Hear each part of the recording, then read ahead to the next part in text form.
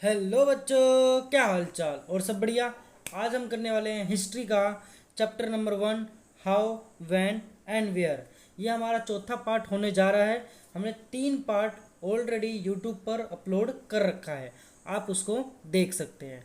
आज हम करेंगे बच्चों हाउ डू वी नो। अब यहाँ से हम स्टार्ट करने जा रहे हैं। ये हमारा चौथा पार्ट है। 3 पार्ट ऑलरेडी यूट्यूब पर अपलोड हो चुके हैं। आप पहले उसको देखिएगा, फिर आप इसको देखिएगा, ठीक है बच्चों। इससे क्या होगा, आपको समझ में आ जाएगा बिल्कुल अच्छे से। अगर ऑडियो में दिक्कत आ रही है तो कृपया करके लीड लगा लीजिएगा, जिसके वजह से आपको आवाज़ की कोई दिक्कत ना होगी। तो चलिए स्टार्ट करते हैं। हाउ डू वी नो, हम किस तरह जानते हैं। What sources do historians use in writing about the last 250 years of Indian history? बच्चों, इसका मतलब है कि भारतीय इतिहास के पिछले 250 साल, मतलब 250 साल का इतिहास लिखने के लिए इतिहासकार कौन से स्रोतों का इस्तेमाल करते हैं। अब उसी के बारे में हम पढ़ेंगे, कैसे ये इतिहास को पता करा इन्होंने कि कैसे ये चीज़ हुई होगी हिस्ट्री में, मतलब इतिहास में ये सारी चीज़ें लिखी होगी। तो मेन चीज़ क्या है, सबसे पहले हमारे कुछ को खनिज मिला होगा, कुछ तत्व मिले होंगे, या कुछ इमारत के या पत्थर कुछ भी, या सिक्के हो गए, कुछ भी बच्चों। अगर कोई लेख भी हो सकता है, वो भी मिल सकता है। पुरानी चीज़ें ज़मीन के नीचे से मिल जाती है, तो हमें ये पता चल जाता है कि ये चीज़ें हिस्ट्री में हुई होगी। तो आगे बढ़ते हैं। Administration produce records. इसका मतलब बच्चों ये है कि प्रशासन अभिलेख तैयार करता है। अब कौन तैयार करता है? एडमिनिस्ट्रेशन, ठीक है बच्चों। One important source is the official record of the British administration. अंग्रेजी शासन द्वारा तैयार किए गए सरकारी रिकॉर्ड इतिहासकारों का एक महत्वपूर्ण साधन होता है। The British believe that the act of writing was important. अंग्रेजों की मान्यता थी कि चीज़ों को लिखना बहुत महत्वपूर्ण होता है। मतलब अंग्रेज ये मानते थे कि जो भी चीज़ हो वो लिखित होनी चाहिए। इससे क्या होगा, आने वाले कल में हमें ये पता चल जाएगा कि ये चीज़ हुई थी या नहीं हुई थी। या जैसे कि हम दस्तावेज बनाते हैं किसी भी चीज़ का, तो वो पेपर के अकॉर्डिंग होता है। अगर कागज़ है आपके पास तो आपकी ये ज़मीन हो सकती है। ऐसे अगर आपके पास कुछ भी कागज़ है, जैसे कि आधार कार्ड हो गया, आधार कार्ड भी क्या एक डॉक्यूमेंट ही है बच्चों, वो भी क्या है, पेपर वर्क है। तो ब्रिटिश ये बिलीव करती थी कि जो महत्वपूर्ण क्या होगा, राइटिंग पर होगा। Every instruction, plan, policy, decision, agreement, investigation had to be clearly written up. इसका मतलब ये है कि बच्चों उनके लिए हर निर्देश, हर योजना, नीतिगत फैसले, सहमति, जांच को साफ साफ लिखना जरूरी था। हर एक चीज रिटर्न होनी चाहिए थी। Once this was done, thing could be probably study and debated. ऐसा करने के लिए बाद चीज़ों को अच्छी तरह से अध्ययन किया जा सकता था। This conviction produce an administrative culture of memos, notings and reports। अब उन पर वाद विवाद किया जा सकता है। इस समझदारी के चलते ज्ञापन, टिप्पणियाँ और प्रतिवेदन पर आधारित शासन की संस्कृति पैदा हुई। किस किस चीज़ पर बच्चों? मेमोज पर, नोटिंग पर और रिपोर्ट पर, ठीक है बच्चों। आगे देखते हैं। The British also felt that all important documents and letters needed to be carefully preserved। अब ब्रिटिश मतलब अंग्रेजों को ये भी लगता था कि तमाम अहम दस्तावेजों और पत्रों को संभाल कर रखना जरूरी है। So they set up record rooms attach to all administrative institute. तो इसी वजह से उन्होंने क्या करा, लिहाजा उन्होंने सभी शासकीय स्थानों मतलब संस्थानों में अभिलेख कक्ष भी बनवा दिए।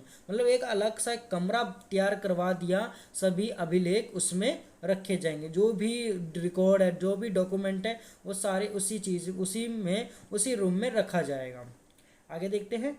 The village tahsildars office, the collectorate, the commissioner office, the provincial secretaries, the law courts, all had their record rooms. Specialized institutions like archives and museum were also established to preserve important records. अब बच्चों इसका ये मतलब है कि अब तहसीलदार हो गए, तहसीलदार के दफ्तर, कलेक्टर के, कमिश्नर के और प्रांतीय सचिव के, हर जगह, और कचहरी के भी, मतलब लोअर कोर्ट के भी, लो कोर्ट के भी कचहरी, जिसे हम हिंदी में कचहरी कहते हैं, उनके भी सबके लिए एक रिकॉर्ड रूम तैयार करवा दिया गया। ठीक है बच्चों, महत्वपूर्ण दस्तावेजों को बचाकर रखने के लिए अभिलेखागार और संग्रहालय जैसे संस्थाएं भी बनाए गए। आगे पढ़ते हैं। आई होप आपको समझ में आ रहा होगा कि ब्रिटिश सरकार ने क्या करा कि जो भी चीज़ें डॉक्यूमेंट है उसको एक अच्छे से कमरे में रख देना चाहिए, क्योंकि ये जो रिटर्न है, मतलब डॉक्यूमेंट है, वो रिटर्न होना चाहिए हमेशा, और उसको अच्छे से संभाल के रखना चाहिए। ये ब्रिटिश का मानना था। Letter and memos that moved from one branch of the administration to another in the early years of the 19th century can still be read in the archives. You can also study the notes and report that district officials prepared or the instruction and directives that were sent by officials at the top to provincial administrators. बच्चों इसका ये मतलब है कि 19वीं सदी की शुरुआत में प्रशासन की एक शाखा से दूसरी शाखा, मतलब वन ब्रांच टू अनदर, ठीक है बच्चों, एक शाखा से दूसरी शाखा के पास भेजे गए पत्रों और ज्ञापनों को आप आज भी अभिलेखागारों में देख सकते हो। ठीक है बच्चों, वहाँ आप जिला अधिकारियों द्वारा तैयार किए गए नोट्स और रिपोर्ट पढ़ सकते हैं, या ऊपर बैठे अफसरों और द्वारा प्रांतीय अधिकारियों को भेजे गए निर्देश और सुझाव भी देख सकते हैं। ठीक है बच्चों, 19वीं सदी के शुरुआती सालों में इन दस्तावेजों की सावधानी पूर्वक नकलें बनाई जाती थी। आगे देखते हैं।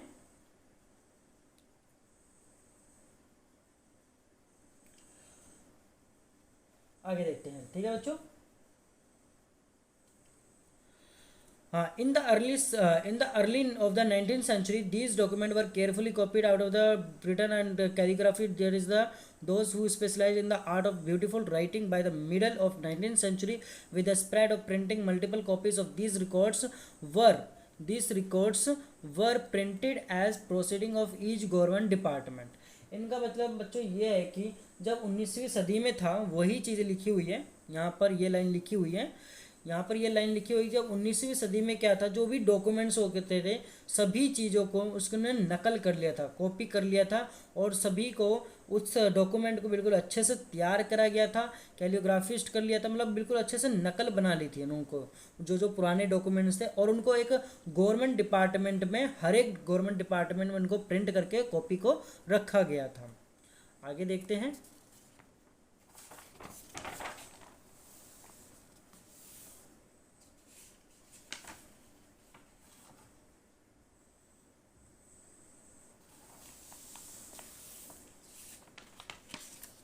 अब इसमें बिल्कुल अच्छे से ये लाइनें लिखी हुई है कि जैसे कि हम उन्हें खुश नसीबी के माहिर लिखते थे, मतलब जैसे कि नकल वकल होता है ना बच्चों, जैसे कि नकल करना होता है, जैसे कि कॉपी, बिल्कुल अच्छे से केयरफुली कॉपी करा गया था इन्होंने।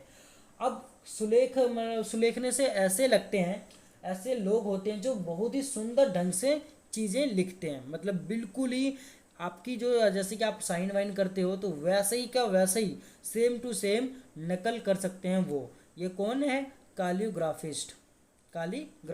ठीक है बच्चों, ये होते हैं। 19वीं सदी के मध्य तक छपाई तकनीक भी फैलने लगी थी। कौन सी? छपाई machine.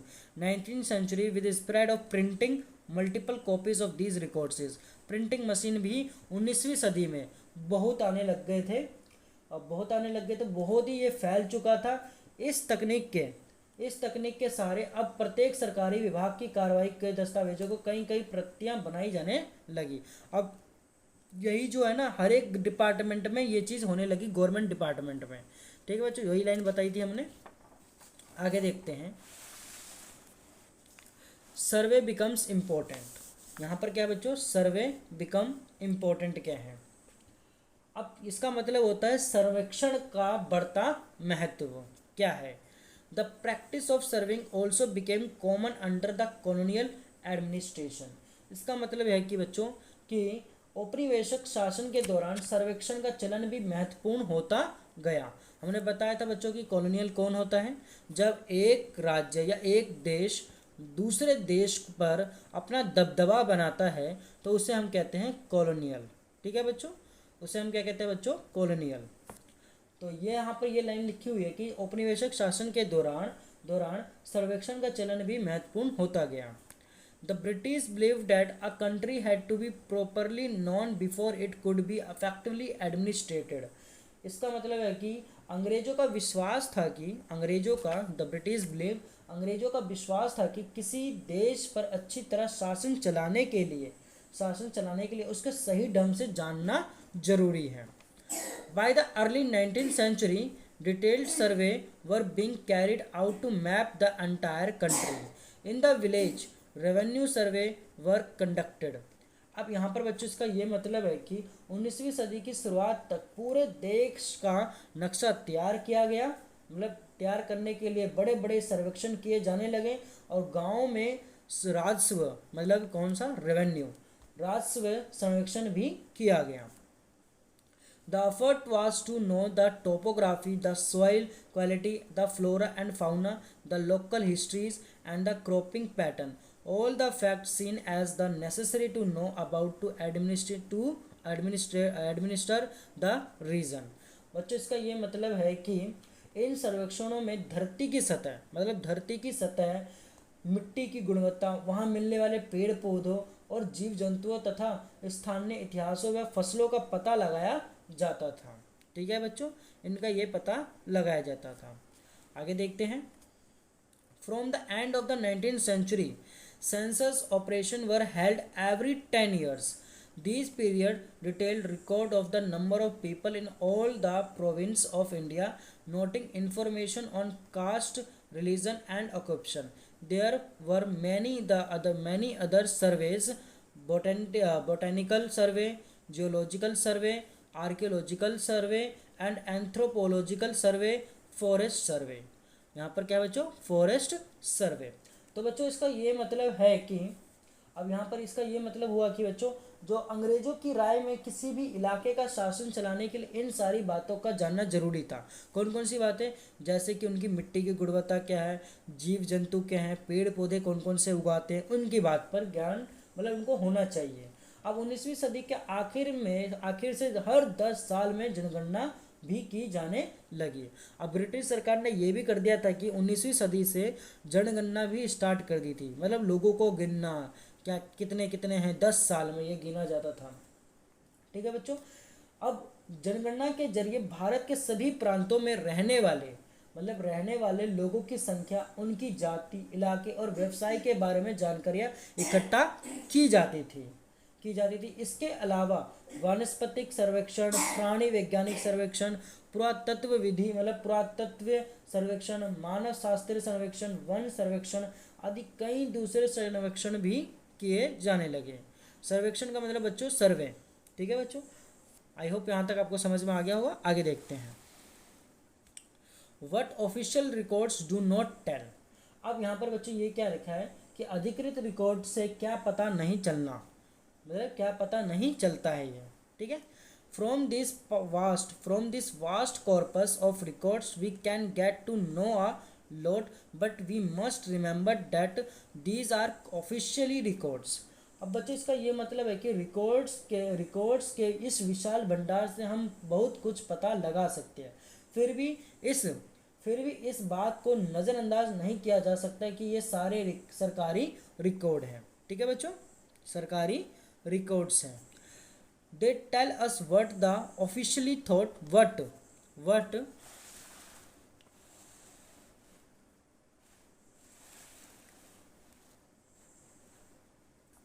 what they were interested in and what they wished to preserve for posterity।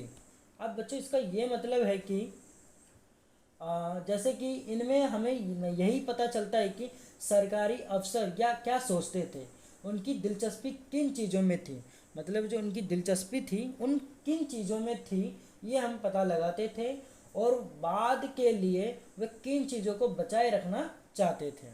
ठीक है बच्चों, this record do not always help us understand what other people in the country felt and what lay behind their action. मतलब इसका ये भी है कि in record से हमें ये भी समझने में हमेशा हमेशा मदद नहीं मिलती कि देश के दूसरे लोग क्या महसूस करते थे, देश के दूसरे जो लोग होते थे बच्चों वो क्या महसूस करते थे और उनकी कार्रवाई क्या वजह थी, कार्रवाइयाँ की क्या वजह थी, ये सब हमें ये पता नहीं चलता था। For that we need to look elsewhere, मतलब बच्चों यहाँ पर ये है कि इन बातों को जानने के लिए हमें कहीं और देखना होगा। When we begin to search for these other sources, we find them in plenty, though they are more difficult to get than official records. मतलब यहाँ पर ये है कि उनकी मतलब वो जो बातें बताई गई थी, जब हम ऐसे दूसरे स्रोतों की तलाश से निकलते हैं, तलाश के लिए मतलब निकलते हैं, तलाश में निकलते हैं, तो उनकी भी कोई कमी नहीं रहती, उनकी भी कोई कमी नहीं रहती। ठीक है बच्चों, उनकी भी कोई कमी नहीं रहती। और आगे क्या लिखा है इसमें, सरकारी रिकॉर्ड्स के मुकाबले उन्हें ढूंढना जरा मुश्किल साबित होता है। जो सरकारी जो रिकॉर्ड्स होते हैं उनके उनके अलावा वो थोड़ा सा मुश्किल होता है ढूंढना। We have diaries of people, accounts of pilgrims and travellers, autobiographies of important personalities and popular booklet that were sold in the local bazaars।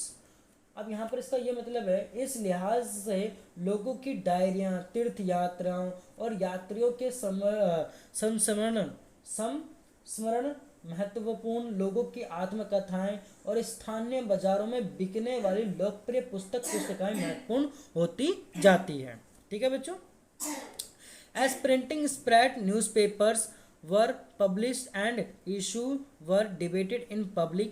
Leaders and reformers wrote to spread their ideas. Poet and novelists wrote to express these their feeling। यहाँ पर बच्चों इसका ये मतलब है कि अब जो बुकें क्या होती थी, जो भी कथाएं, जो भी हमने अभी देखा कि लोगों की आत्मकथाएं स्थानों बाजारों में बिकने वाली लोकप्रिय पुस्तकाएं महत्वपूर्ण होती जाती है। जैसे जैसे कि छपाई की तकनीक फैली, अखबार छपने लगे और विभिन्न मुद्दों पर जनता में बहस होने लगी। ठीक है बच्चों, धीरे धीरे जब ये अखबार spread and their ideas, poets and novelist wrote to express their feeling. अब धीरे धीरे जब ये फैला, जब ये पूरा फैल गया तो जैसे कि अखबारों में छपने लगे, विभिन्न मुद्दों पर जनता में बहस होने लग गई थी। नेताओं और सुधारों ने अपने विचार को फैलाने के लिए लिखा, कवियों और उपन्यासकारों ने अपनी भावनाओं को व्यक्त करने के लिए भी लिखा। All these sources, however, were produced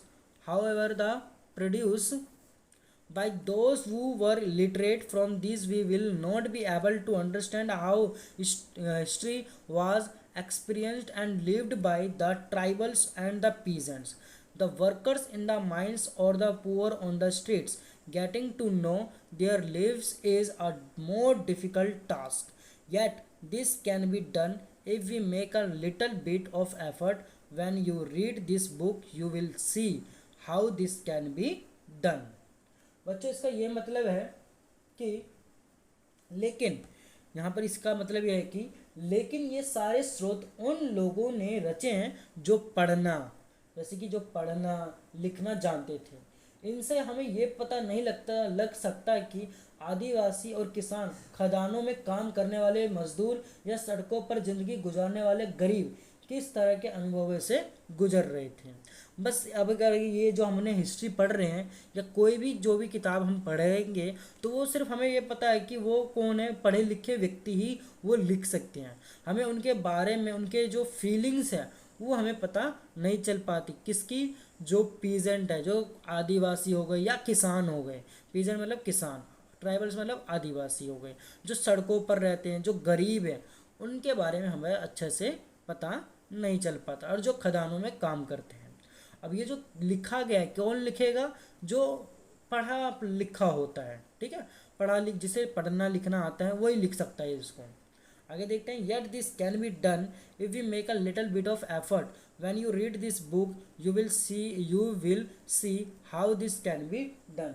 अगर हम थोड़ी और कोशिश करें तो हम इस बारे में भी जान सकते हैं। जैसे जैसे आप इस किताब में आगे बढ़ेंगे, जैसे जैसे आप इस किताब में आगे बढ़ेंगे, आपको यह बात समझ में आने लगेगी। ठीक है बच्चों, ये भी इम्पोर्टेंट डेट है हमारा, द रेबल ऑफ 1857 की। ये जो लड़ाई दिखाई गई है, ये 1857 में लड़ाई हुई थी। ये 1857 में लड़ाई हुई थी। ये भी देख लेते हैं इसमें क्या लिखा हुआ है, not for human not fit for human consumption. इसका मतलब यहाँ पर क्या है बच्चों, देख लेते हैं थोड़ा। Newspaper provide accounts of the movement in different part of the country. Here is a report of police strike in 1946। अखबारों से देश के विभिन्न विभागों में चल रहे आंदोलन का पता चलता है। यहाँ 1946 में हुई पुलिस की एक हड़ताल की खबर दी गई है। ठीक है बच्चों, यहाँ पर इसमें more than 2000 policemen in Delhi refused to take their food on Thursday morning as a protest against their low salaries and the bad quality of food supplied to them from the police lines kitchen।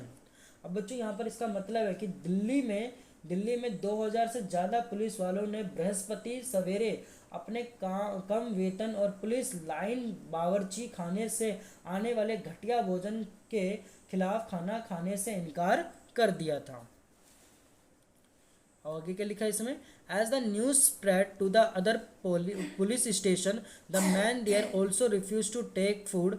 One of the striker said the food supplied to us from the police line kitchen is not fit for human consumption. Even cattle would not eat the chapatis and dal which we have to eat। ये जो हमें news बताई गई है वो Hindustan time से बताई गई है। अब इसका मतलब क्या है, यहाँ पर देखते हैं। जैसे जैसे कि यहाँ पर समझिएगा कि जैसे जैसे कि ये खबर दूसरे पुलिस थानों तक पहुँचती है, वहाँ भी पुलिस वालों ने खाने से इनकार कर दिया था। अब जैसे ये जो न्यूज़ ये फैलती है दूसरे पुलिस थानों में, तो और भी जो पुलिसकर्मी हैं वो खाने से मना कर देते हैं। एक हड़ताली का कहना था, पुलिस लाइन के रसोई से हमारे लिए जो खाना आता है वह कोई इंसान नहीं खा सकता, वह कोई इंसान खा ही नहीं सकता। हमें जो चपाती और दाल खानी पड़ती है उसे जानवर तक नहीं खा सकते हैं। ये किसका कहना था? एक हड़ताली का कहना था, मतलब स्ट्राइकर का। ठीक है बच्चों, और ये हमारी द रेबल ऑफ 1857 है। इसके बारे में आगे भी हम पढ़ेंगे अगले चैप्टर में, जो हमारा ये रेबल ऑफ 1857 क्या था। ठीक है बच्चों, आगे इसमें देखते हैं यहाँ पर क्या लिखा था, report to the home department. अब ये क्या था, जैसे कि हमने अभी देखा था ना कि जो तहसीलदार हैं या कमिश्नर ऑफिस है या कलेक्टर ऑफिस है, सभी अपना अपना एक रूम, मतलब एक कमरा कक्ष बना लेते थे जिसमें डॉक्यूमेंट्स रखा जाए।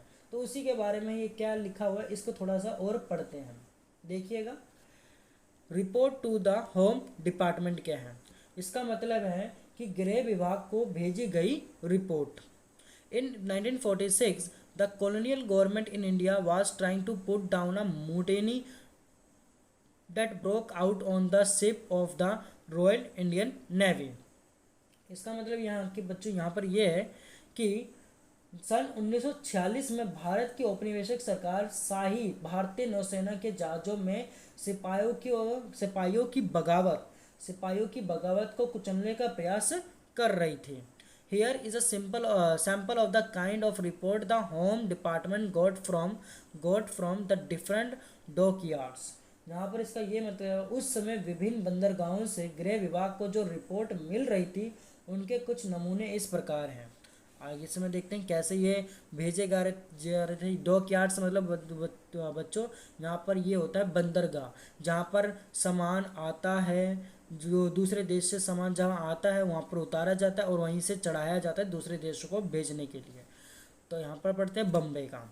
Arrangement have been made for the army to take over ship and establishment royal navy ships are remaining outside the harbour.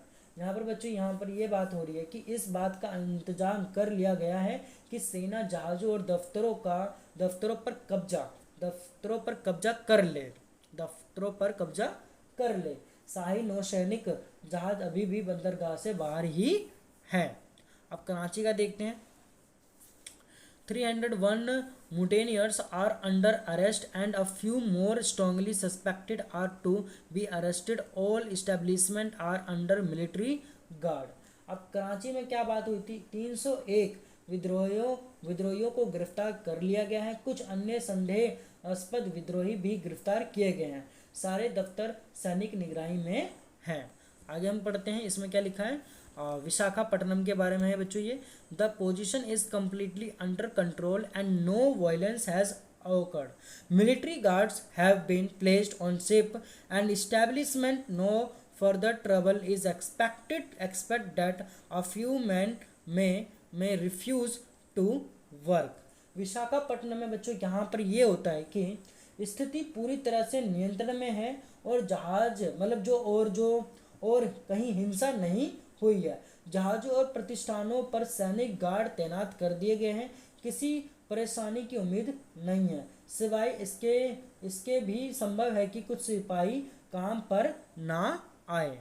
ठीक है बच्चों, हमने ये भी कवर कर लिया है, सोर्स 1 और सोर्स 2 भी कवर कर लिया है।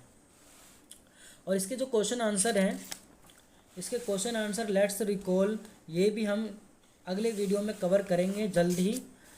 तो अगर आपको यहाँ तक बिल्कुल अच्छे से समझ में आ गया है तो चैनल को सब्सक्राइब कर दीजिएगा और बेल आइकन दबाना ना भूलिएगा। और हाँ, अपने दोस्तों को ज़रूर शेयर कर दीजिएगा।